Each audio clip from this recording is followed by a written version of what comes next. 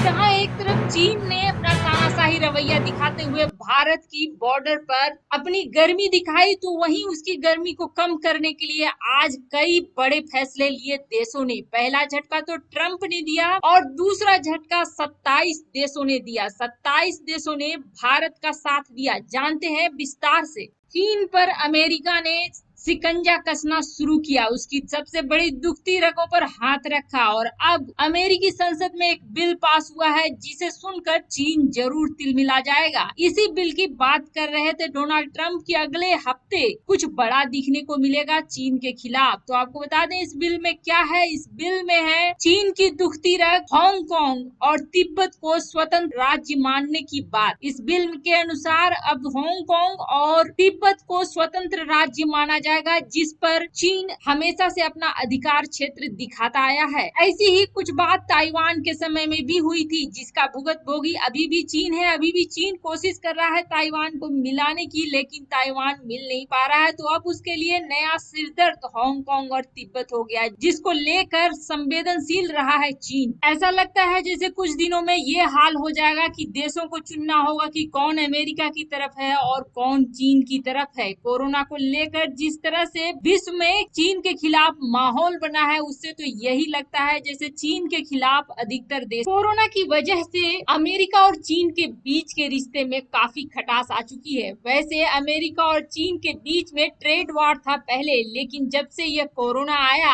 America अपने यहाँ corona फैलने का जिम्मेदार मानता है चीन को। और कहीं न कहीं कई और देश भी हैं विश्व के जो चीन को शक की निगाह से देख रहे हैं। WHO के द्वारा पहले ही जांच के आदेश दे दिए गए हैं, लेकिन इन सब के बीच शायद चीन दुनिया का नजर भटकाना चाहता है कोरोना के मुद्दे की जगह बॉर्डर विवादों पर। अन्यथा ऐसे समय में जब हांगकांग के लोग चुपचाप बैठे हुए थे, अचानक से चीन ने नया कानून लाने की सोची और उसके संसद में यह कानून पास भी हो गया। और वह कानून था हांगकांग की लगभग आजादी को खत्म कर देना। जो आजादी 2047 में खत्म होने वाली थी, उसे आज ही खत्म कर देना, जिसकी वजह से हांगकांग में आया उबाल और वहां के लोग प्रदर्शन करने बैठ गए। पुलिस कर्मियों के साथ झड़प भी हुई। अब अमेरिका का आया बड़ा बयान इसको लेकर। हांगकांग को लेकर पूरे विश्व में कई ऐसे देश हैं जो इसे संवेदनशील मुद्दा मानते हैं। अगर इस तरह से चीन किए गए वायदे को तोड़ता है हांगकांग के साथ, तो चीन पे भरोसा वैसे भी नहीं किया जा सकता है और यह एक नैतिक तरीका भी नहीं है, जिसकी वजह से विश्व समुदाय में कई देश हैं जो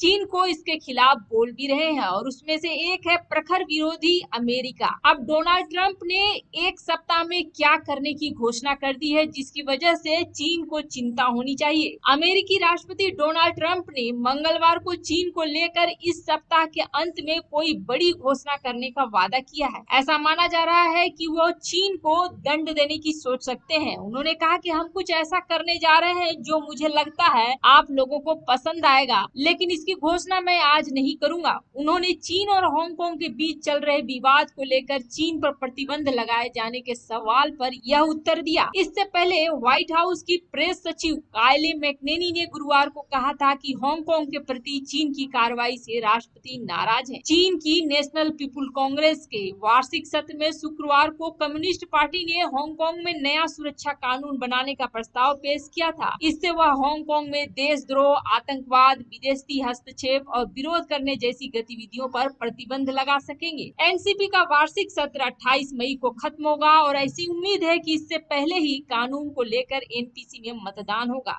यह प्रस्ताव पारित होने के बाद कानून का रूप ले लेगा और जून के अंत तक हांगकांग में इसे लागू भी कर दिया जाएगा।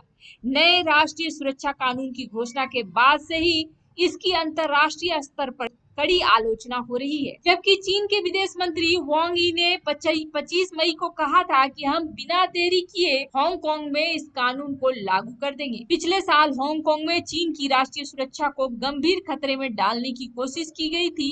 इसके बाद यह कानून लाना जरूरी था, ऐसा चीन का कहना है। अब देखना होगा कि अगले हफ्ते क्या प्रतिबंध लगाते हैं ट्रम्प।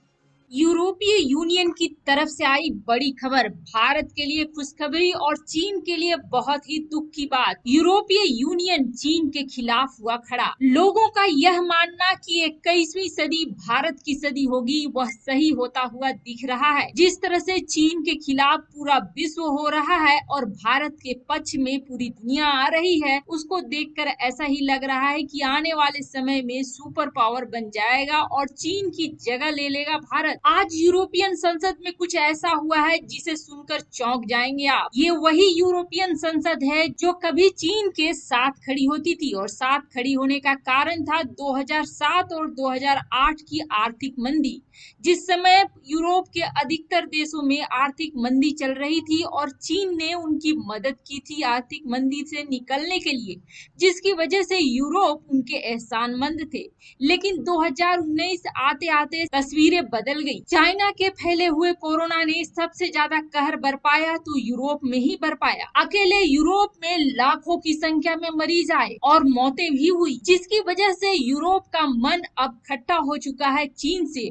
और सिर्फ यही बात नहीं है, इसके अलावे चीन की जो रणनीति है अपने यहाँ जांच नहीं करने देने की और एग्रेसिव होकर दूसरे की जमीन हड़पने की, उसे देखते हुए यूरोपियन संसद ने लिया बड़ा फैसला और उनका मानना है कि चीन की इस दादागिरी को रोकना होगा। 27 देशों के सामने यह फैसला लिया गया कि चीन की इस दादागिरी और इस गुंडई को रोकना होगा और उसके विकल्प की जगह पे भारत को उसकी जगह देनी होगी। यानी कि एशिया में सुपर पावर भारत को बनाना है और भारत सुपर पावर बनाने के लिए जो भी सहयोग देना है वह यूरोपीय यूनियन देगा। आपको बता दें, वैसे अभी यूरोपियन यूनियन यानी यूरोप के अधिकतर देश काफी हद तक निर्भर करते हैं चीन पर दवाओं के लिए, कृषि के लिए, लेकिन उन सब का विकल्प है भारत, जिसकी वजह से यूरोप के सारे देश यह तय कर रहे हैं कि भारत को इस क्षेत्र में आगे लाया जाएगा ताकि चाइना के विकल्प के रूप में वह खड़ा हो सके। चाइना पे भरोसा करना